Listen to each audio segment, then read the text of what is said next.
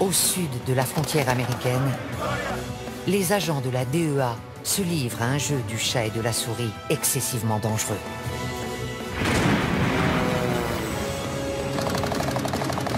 Dans toute l'Amérique centrale, ces flics d'élite combattent les cartels. On n'a jamais vu ce genre de bateau. Le flot de cocaïne d'inonder le marché nord-américain. Il y en a une sacrée quantité. Il en sort de partout. Face à eux, un ennemi ingénieux et brutal. Il a avalé 100 boulettes, l'équivalent d'1 kilo. Des milliards de dollars sont en jeu. La vache, ça fait un paquet de blé. Allez-y, nettoyez le secteur. Bon sang. Découvrez les coulisses d'une guerre dont tout le monde a entendu parler, Le voilà. mais dont peu connaissent la réalité. Vous ne nous dites pas la vérité. C'est lui avec le bébé. Nom de Dieu. Oh, bon sang.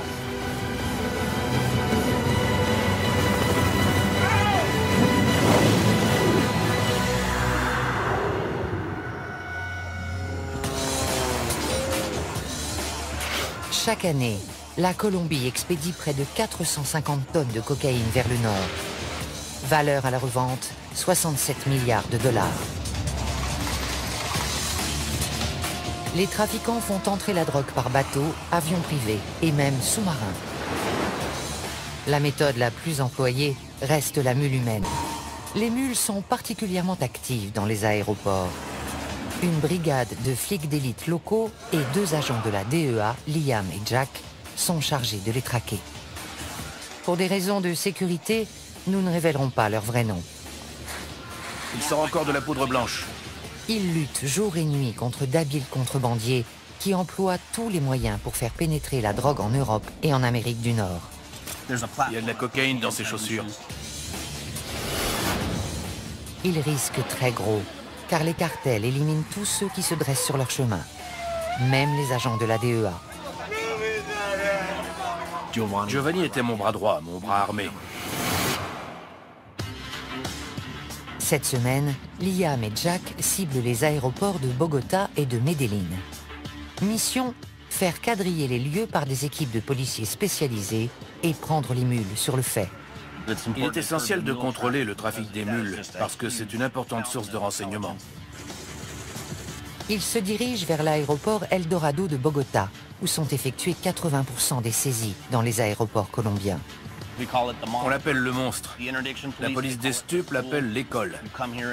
C'est ici qu'on apprend comment ça se passe. Il y a quel vol ce soir? Il y en a un pour Barcelone, 2 pour Madrid, Francfort et plus tard Mexico.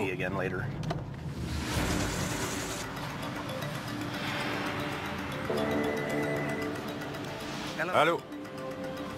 Ok, t'es où? On est en train d'arriver. Salut. Un chien a repéré un sac suspect et la police a isolé un ressortissant italien et ses bagages dans une zone sécurisée. Ils sont sûrs qu'il y a de la coke dedans, alors ils les ont mis sous clé.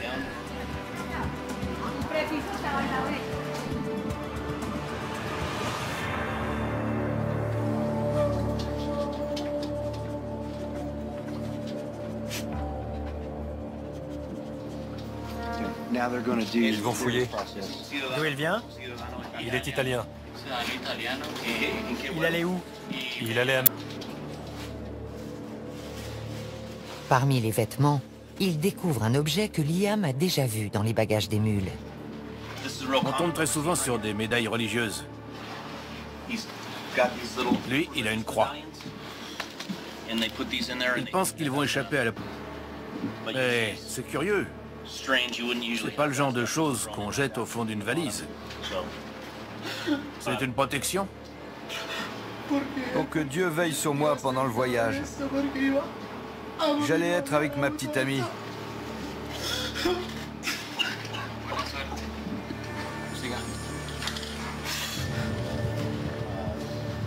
La veste n'est pas normale à la palpation. Il y a quelque chose de lourd dans la doublure. Il perce le tissu pour récupérer la substance et la passer dans ce test de détection positif à la cocaïne. Dans ce cas, le jeune Italien sera arrêté et passera les 3 prochaines années dans une prison colombienne. Voilà. Test positif à la cocaïne. Positif.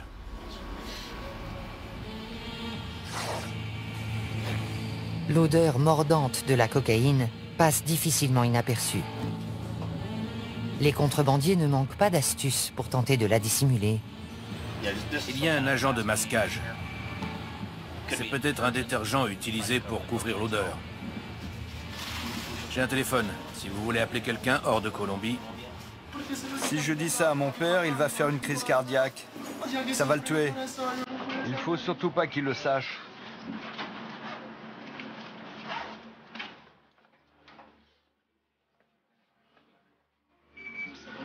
Je suis arrivé en Colombie le mois dernier avec ma petite amie. Elle est enceinte.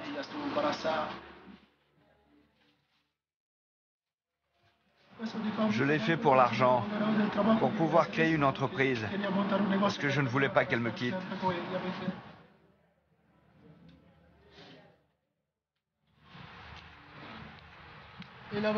C'est elle qui avait organisé cette folie. Elle voulait qu'on passe notre vie ensemble. La tendance est aux ressortissants étrangers en Colombie. Ils se mettent avec des Colombiennes et elles les poussent à faire de la contrebande de drogue. Je ne sais pas pourquoi, mais ils acceptent. Ils planchent tête baissée. J'ai perdu la tête. On peut perdre la tête pour une femme. Moi, je l'ai perdue pour elle. Il y a une seule femme qui vaut que tu perdes la tête. C'est ta mère.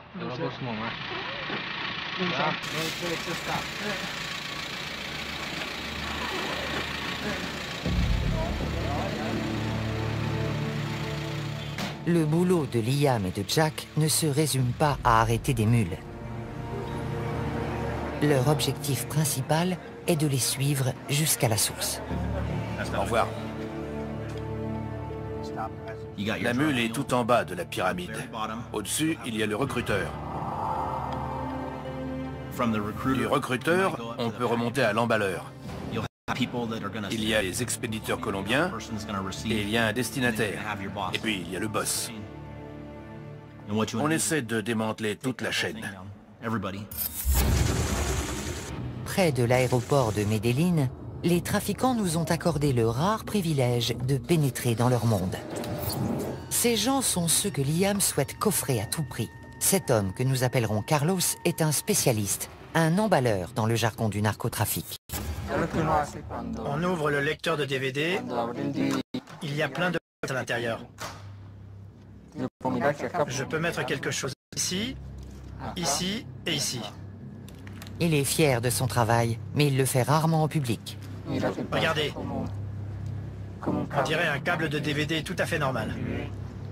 Cette activité peut lui rapporter jusqu'à 11 000 $ par mois. Je gagne beaucoup plus que n'importe quel salarié. Je gagne en un mois ce qu'une personne normale gagne en un an. Carlos ne pourra jamais quitter le cartel, même s'il le souhaitait. Il en sait beaucoup trop. Tu bosses ou t'es mort. Il n'y a que 2 options. Tu les connais, tu sais comment ils travaillent, comment ils expédient la drogue. Ce serait très difficile de les lâcher. Tu fais ton boulot et tu la fermes, c'est mieux.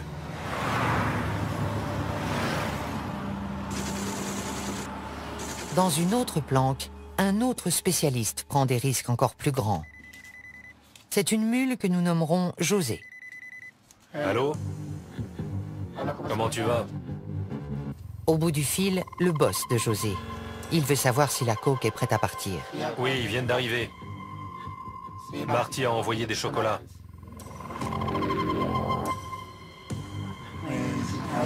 Pour pouvoir survivre, je transporte de la drogue.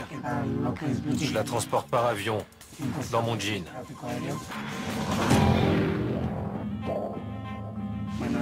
Ça, c'est mon jean normal. On le transforme.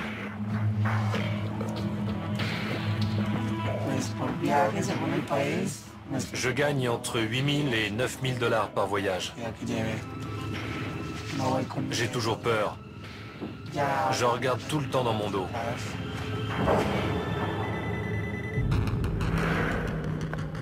Un autre appel. Cette fois, ce sont les directives. Ils te veulent y aller. Et si tu es prêt mentalement, ils te font répéter ce que tu vas dire, ce que tu vas faire, pourquoi tu voyages. Tu connais ton rôle quand tu arrives à l'aéroport.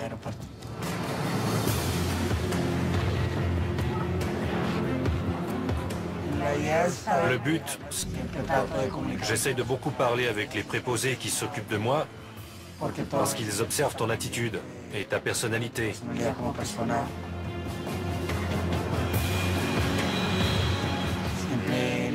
Ma mère vient m'attendre à l'aéroport.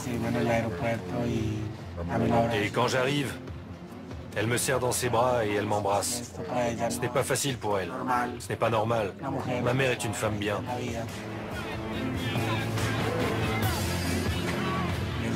Je risque de me faire arrêter à l'étranger et de prendre 30 à 35 ans de prison. Ça vaut le coup. C'est nécessaire.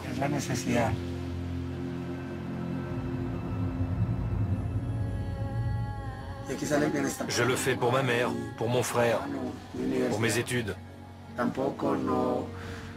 Ce n'est pas un travail honorable, mais je suis forcé de le faire. En sortant, José nous demande de ne pas le suivre. On ignore ce qu'il est devenu.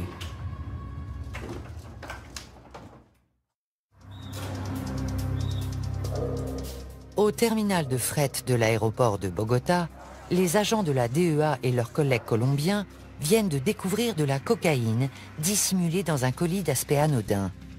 L'imagination n'a pas de limite. Ce paquet était expédié en Angleterre. C'est un livre pour enfants. À première vue, il a l'air normal. Mais il dit qu'on a dissimulé de la cocaïne dans la couverture. Vous voyez, à l'intérieur de cet os, ça vire au bleu. C'est de la cocaïne. Intéressant. De la cocaïne cachée dans ses paires de sandales. De la cocaïne dans les poignées de ses instruments dentaires. Les hommes de la brigade des stupes colombienne sont les meilleurs du monde. J'ai commencé à travailler avec eux à mon arrivée et j'ai vu des choses hallucinantes. Je me demandais comment ils faisaient pour découvrir tout ça. Je crois qu'on nous en apporte un autre.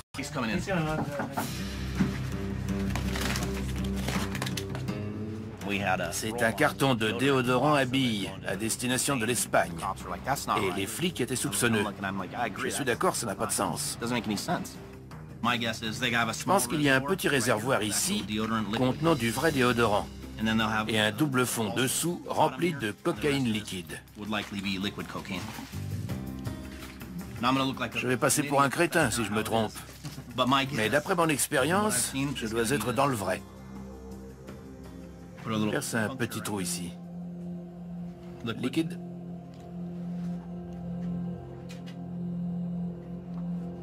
Négatif. Si ce flacon contient de la cocaïne, elle a été très habilement dissimulée. Je le presse, rien ne sort.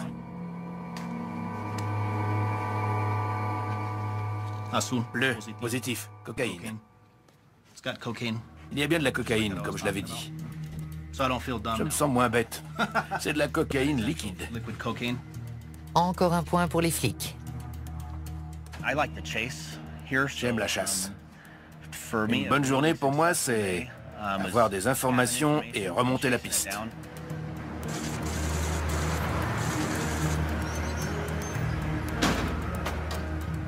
Dans l'après-midi, les hommes contrôlent des manifestes d'expédition.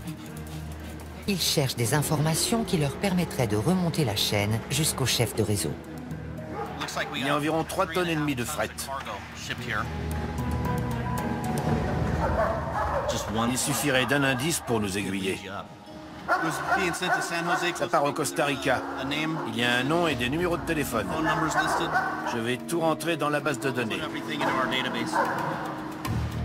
À l'étage des départs, les policiers cherchent d'autres mules voyageant sur le vol de Madrid.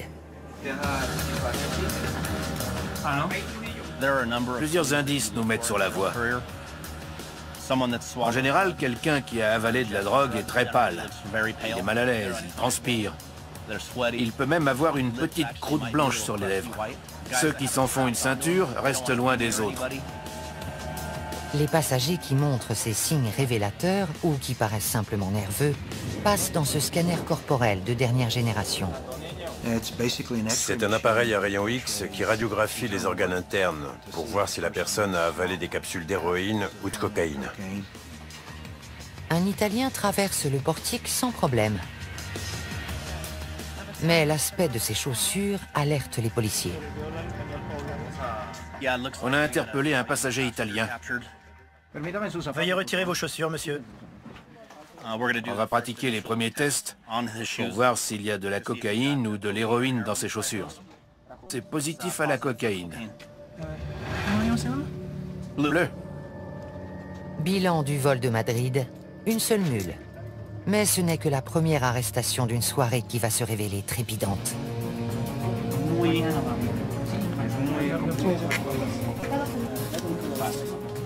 Il pèse très lourd.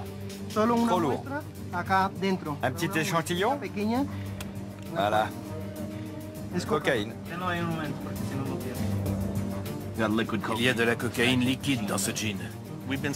On voit de la cocaïne liquide au quotidien depuis environ 1 an et demi. On en saisit beaucoup parce que c'est facile à dissimuler. Quand une méthode marche, ils s'en servent jusqu'à ce qu'elle ne marche plus, et là ils changent. Parmi les nouvelles techniques, les vêtements imbibés de coke liquide. Ils les trempent dedans, comme pour faire la couleur qui ressort est caractéristique de la cocaïne. Arrivés à destination, les vêtements subissent un traitement à l'alcool pour extraire la drogue. Ensuite, un passage au micro-ondes transforme le liquide en poudre prête à la revente.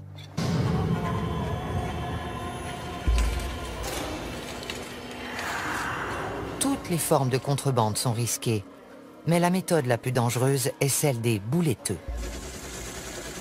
Liam et le major Delgado de la police colombienne répondent à un appel. Une mule qui avait ingéré 40 boulettes a été arrêtée. Cette fois, il ne s'agit pas de cocaïne, mais d'héroïne. Si elle se répand dans l'organisme, elle tue encore plus vite que la coke. Nous sommes à l'hôpital Anguattiloa. Cette femme a été prise ce matin. Comme vous le voyez, il y a plusieurs boulettes. Le test préliminaire s'est révélé positif à l'héroïne. Normalement, un policier accompagne la personne aux toilettes et la regarde expulser les capsules. Ensuite, il lui fait laver les matières fécales, puis il place les boulettes dans une pochette en plastique.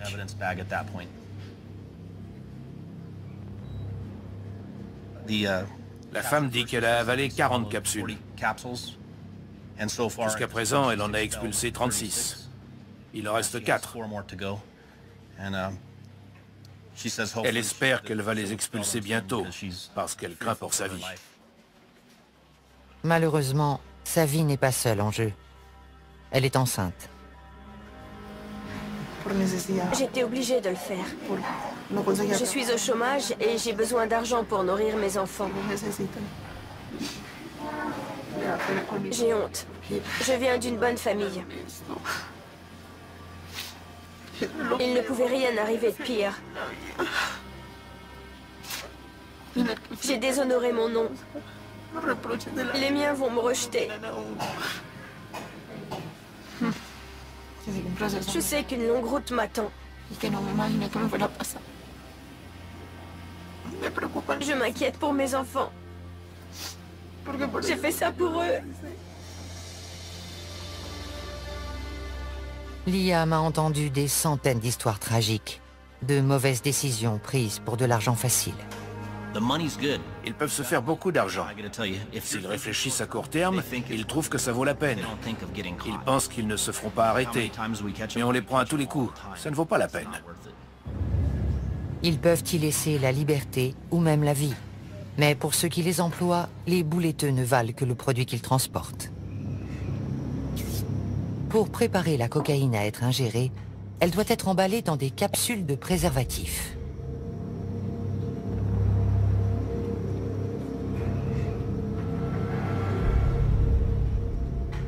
On m'apporte le produit, on me dit emballe-le et c'est tout.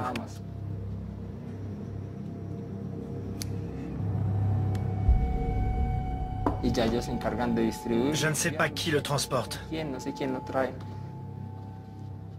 Ce qui compte, c'est d'être payé. Une fois le kilo en boulettes, on engage une mule qui les avalera pour le transport.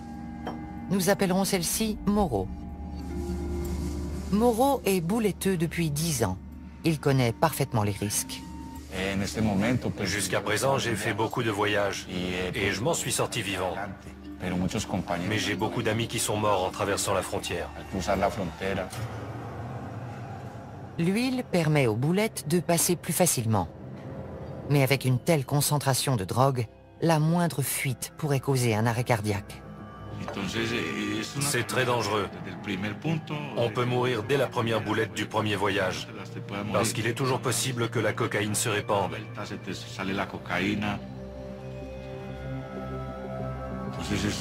C'est le métier de la mort. Quand on part, on ne sait jamais si on va arriver en vie. Ça me terrifie. Vraiment. Les horreurs du narcotrafic ne se limitent pas aux mules.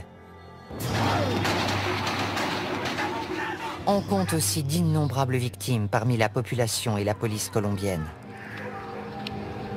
Une réalité qui frappe Liam et Jack de plein fouet.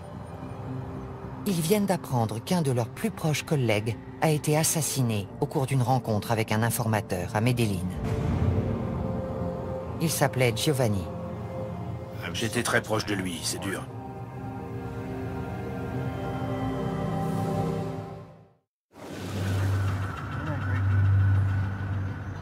Liam et Jack se rendent à Medellín, où ils comptent investir l'aéroport pour la seconde phase de leur opération coup de filet.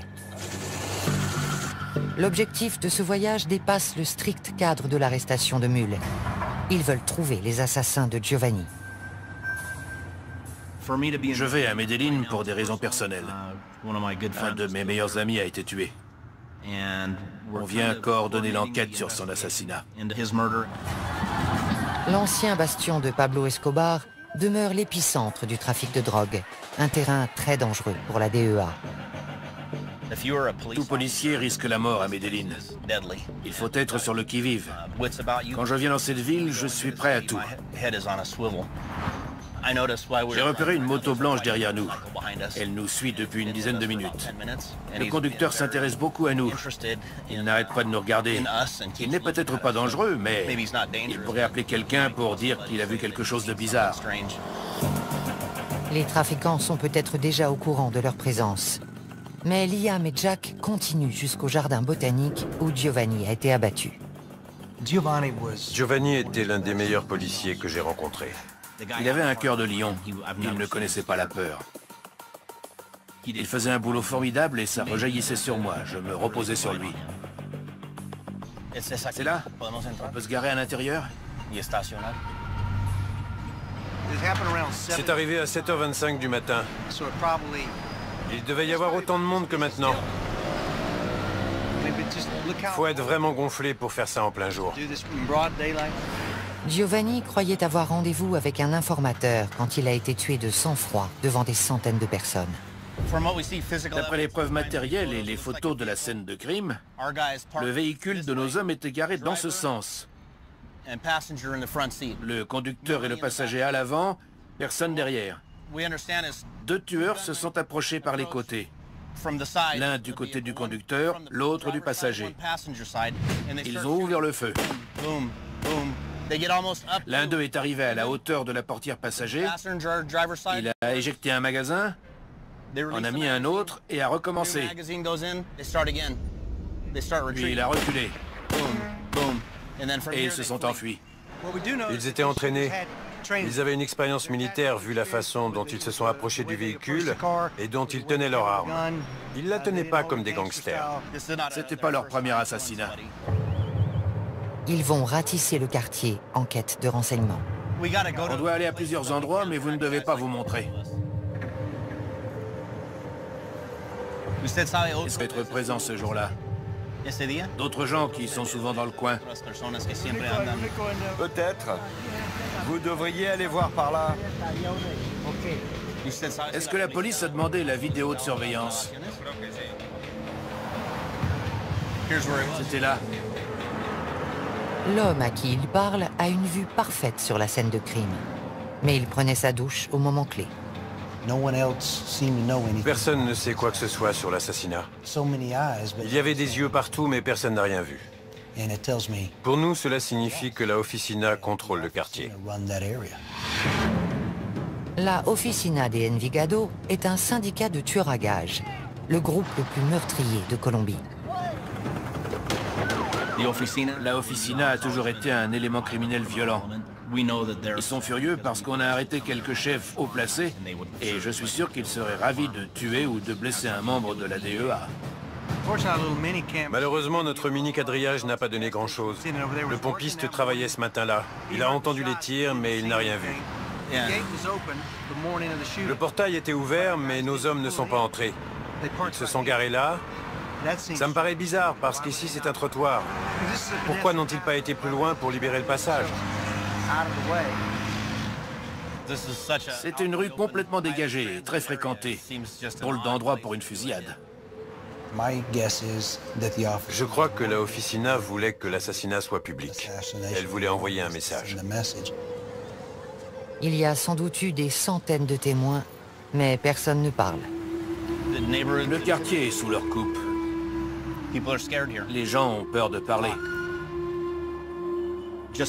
Imaginez que vous vivez à Chicago et qu'une organisation criminelle et ses commandos de tueurs sont implantés dans votre quartier.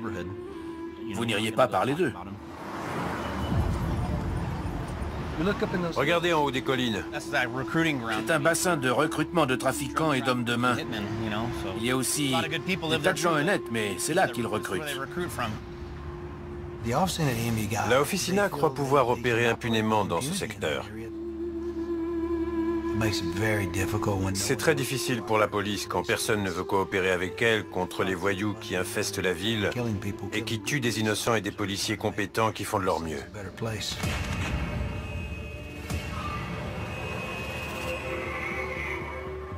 Caché dans ces collines, un tueur à la solde d'un cartel a accepté de nous confier sa vision de la guerre en cours. Il se prépare pour son prochain contrat, qui ne lui rapportera que 400 $. J'avais 16 ans quand j'ai commencé.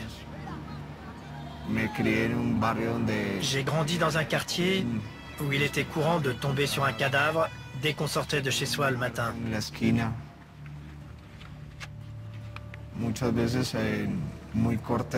Quand on est très jeune, l'esprit assimile ce genre de choses.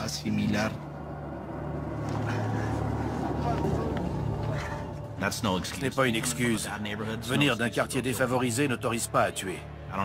Comment peuvent-ils faire ça à d'autres êtres humains? Je ne comprends pas. Quand on tue quelqu'un, on n'a ni dignité, ni mort.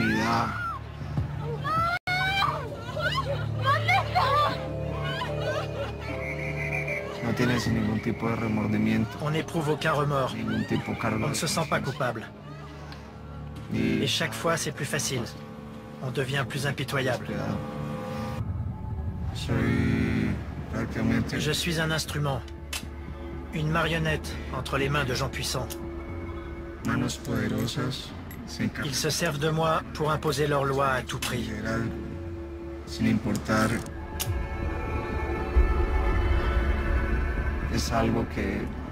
C'est quelque chose qu'on a dans le sang. Comme un fil dans un tissu. Quand on commence à tirer dessus, on ne s'arrête plus. Il n'y a pas de compassion.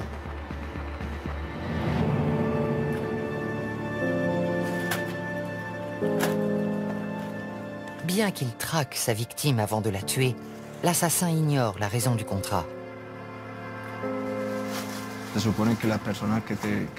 On suppose que la personne qu'on va éliminer n'est plus utile au groupe. Ou que c'est simplement un innocent qui en sait trop.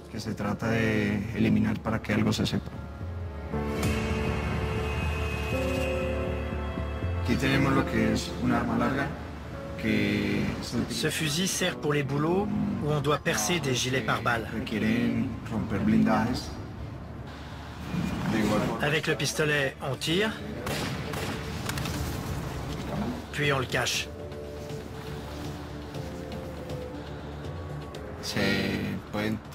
On peut enduire les balles de poison.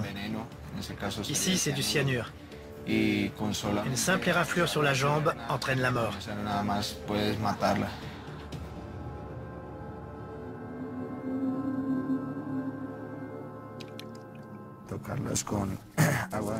On lave les balles à l'eau bénite et on récite la prière de l'assassin. Que la divine fortune guide ces balles sacrées pour qu'elles donnent la mort sans faillir. Que cette mort soit sans violence, que la victime ne souffre pas. Amen. Des tueurs à gages qui disent des prières et qui se signent, pour moi, c'est de l'hypocrisie. Dire une prière pour aller tuer quelqu'un qui a des enfants, ça me fait penser à une brute. Seule une brute est capable de faire ça pour se rassurer. Avant de partir, le tueur dit aussi une prière pour lui-même. Pour la défense de mon âme et de mon corps. S'il y a des yeux, qu'ils ne me voient pas. S'il y a des mains, qu'elles ne me touchent pas. Que mon corps ne soit pas blessé. Que mon sang ne coule pas et que je ne perde pas mon âme. Au nom du Père éternel et de la Sainte Trinité. Amen.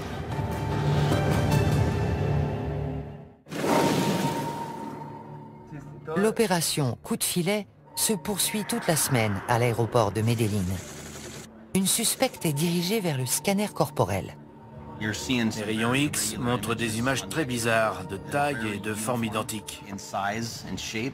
Ce n'est pas normal pour des organes internes. C'est la première fois que je vois ça et j'ai vu des milliers de scans corporels. On dirait des entrailles d'extraterrestres. C'est très étrange. Une heure plus tard, Liam et Jack se rendent aux urgences pour prendre des nouvelles de la jeune femme, dont la vie est en danger. Elle a avalé 42 capsules. C'est de la cocaïne? De la cocaïne liquide, apparemment. Les capsules n'ont pas été emballées par un spécialiste. Elles sont pleines de poches d'air. Mortel. J'ai rarement vu des boulettes aussi mal faites. Elles sont pleines d'air, c'est dément. J'ai jamais vu ça. Normalement, on retire l'air parce que la température interne le dilate. J'espère qu'elle va les expulser, sinon il y a de fortes chances pour que ça se passe mal. Les poches d'air sont très dangereuses pour elle. Si l'air se dilate, les capsules explosent et elle mourra. Son organisme sera inondé de cocaïne liquide, elle fera un arrêt cardiaque et elle mourra très vite. Il faudrait pratiquer une opération à haut risque. Je vois. Vous pensez qu'elle va les garder longtemps dans l'estomac? Non. Plusieurs jours, ce serait extrêmement dangereux. Si c'est quelques heures, les chances de survie sont meilleures. Le médecin est inquiet. Il va peut-être devoir opérer la jeune femme pour extraire les capsules sur le point d'exploser. Mais si ça dure plus de 48 heures, je devrais intervenir? Sans doute. D'après le médecin, si ces boulettes mal faites restent plus de 48 heures dans le système digestif de la patiente, c'est la mort presque à coup sûr. Il lui est arrivé de devoir ouvrir entièrement la cavité abdominale pour les extraire. Si la jeune femme a pesé les conséquences de sa décision, son recruteur a certainement minimisé les risques. Ils leur disent « T'inquiète pas, on a payé les flics, on le fait tout le temps. Tu vas gagner de l'argent, il n'y a aucun problème. » La mule qui croit ce mensonge commet sa première erreur. Son décès serait la première mort par overdose de l'opération Coup de filet. Non, c'est pas facile. Giovanni me disait tous les jours « Estamos en guerra », on est en guerre. « Somos un equipo, estamos en guerra ». On est une équipe, on est en guerre. C'était son leitmotiv. Ce soir, la guerre pourrait faire une nouvelle victime. Mais pour Liam et Jack, une petite victoire se profile. On a trouvé un témoin potentiel du meurtre de Giovanni.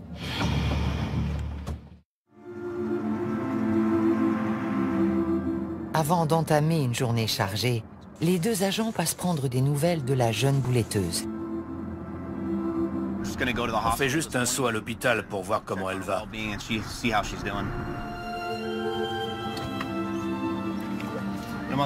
On voudrait parler à la jeune femme. Juste 5 minutes.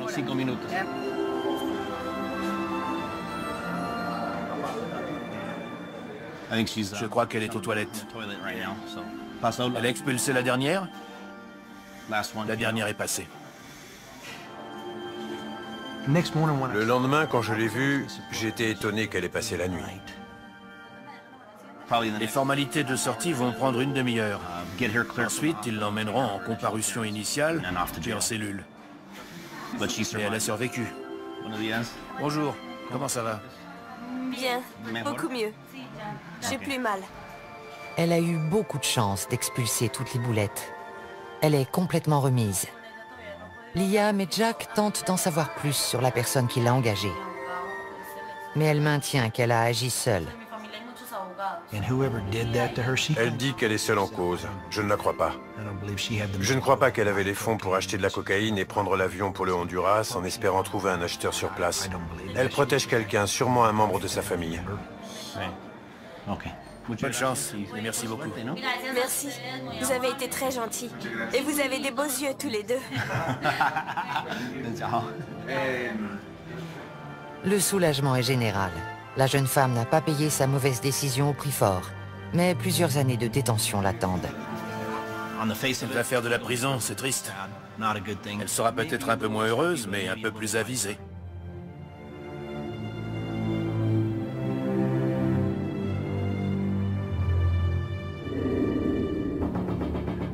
Dans l'après-midi, Liam et Jack apprennent qu'un coup de fil important a été intercepté. Ils pensent qu'il provient de l'un des organisateurs de l'assassinat de Giovanni. Il flippe complètement au téléphone. Il dit qu'on lui a tiré dessus. Ils se rendent à l'hôpital où l'homme est soigné. Pour Liam, on a voulu l'abattre à cause de ce qu'il sait. On va lui mettre les points sur les i. Tu sais que tu seras mort très bientôt. Si tu veux t'en sortir, on est là pour t'aider. La coopération de cet homme pourrait marquer un tournant décisif dans l'enquête.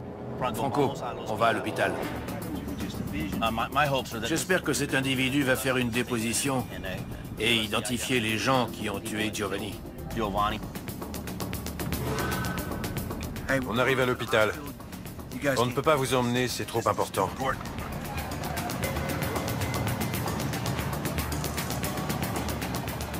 On voudrait l'interroger. Il vient d'être blessé.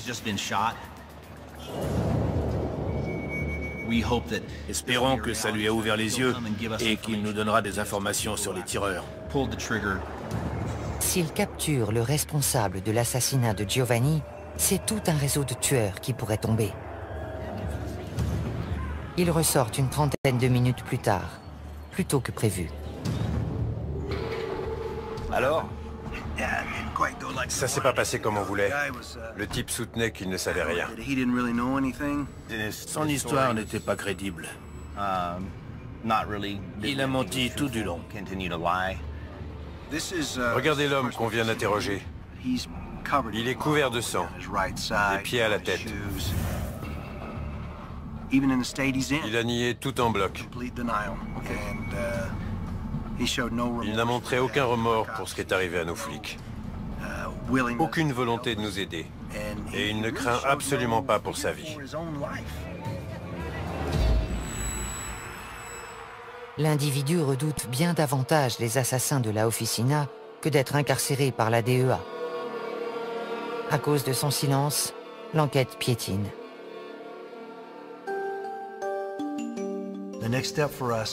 La prochaine étape consiste à demander un mandat d'arrêt pour cette personne. Qu'on le mette au moins derrière les barreaux, où on pourra le protéger. Car il est notre suspect principal, mais aussi notre témoin principal.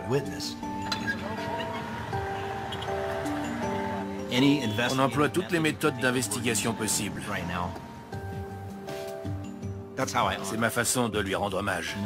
J'essaye de résoudre l'affaire et je reste en contact avec sa veuve. C'est important. il aurait fait pareil pour moi.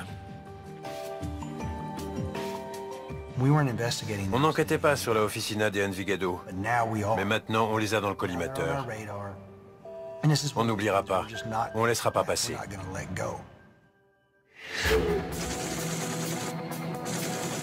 L'opération coup de filet s'achève.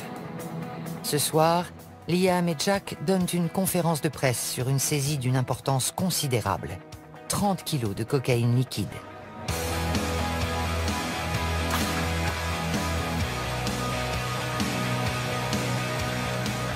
Chacun de ces sachets d'apparence anodine contient un ballon de la plus pure cocaïne liquide.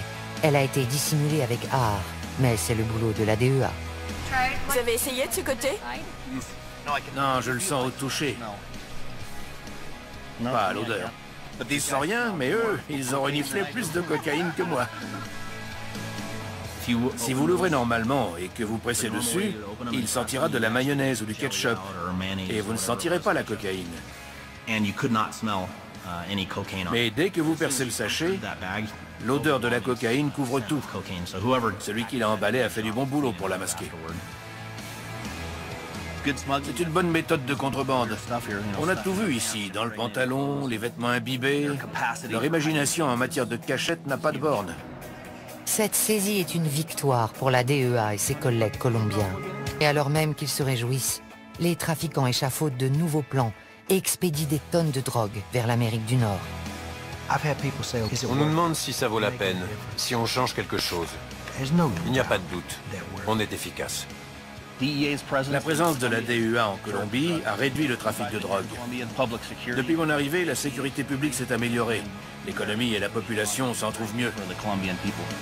Soldats dans une guerre d'une violence inouïe, confrontés à la puissance de milliards de dollars, Liam et Jack poursuivent le combat.